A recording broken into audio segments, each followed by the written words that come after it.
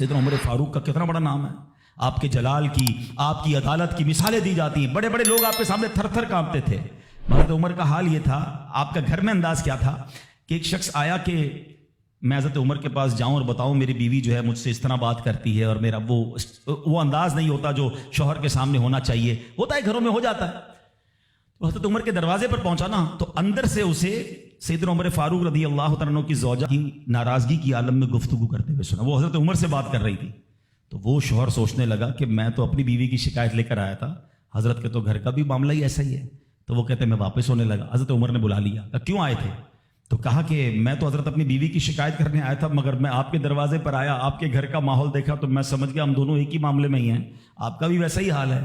اب حضرت عمر نے جو ان کی تربیت فرمائی نا، آپ نے فرمایا میری بیوی کے مجھ پر چند رائٹس ہیں، چند حقوق ہیں، مجھے اس سے چند فائدے حاصل ہوتے ہیں جس کی بنا پر میں اس سے درگزر کرتا ہوں۔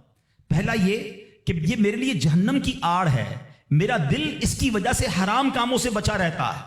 نمبر دو، جب میں گھر سے نکل جاتا ہوں یہ میری خزانچی بن جاتی ہے، یعنی میرے مال کی نگہبان بن جاتی ہے، میری دھوبن بن جاتی ہے، میرے کپڑے دھوتی ہے، میرے بچے کی پرورش کرتی ہے، میرے لیے روٹیاں اور کھانے پکاتی ہے۔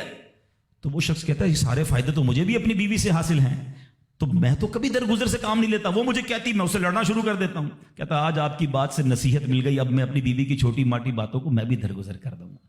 کتنی پیاری بات بتائی، ہم وہ ساری باتیں بھول جاتے ہیں، ایک غلطی پر پکڑ لیتے ہیں، ایک غلطی پر ڈانٹتے، ہر غلطی پر جناب ایسا نہیں ہوتا، ہر غلطی کی سزا سزائے موت نہیں ہوتی ہے، ہم غلطیاں نہیں کرتے۔ اگر جس طرح ہم اپنی بیوی کو اور غلطی پر ڈانٹتے وہ ڈانٹنا شروع کر دے پھر کیا حال ہوگا؟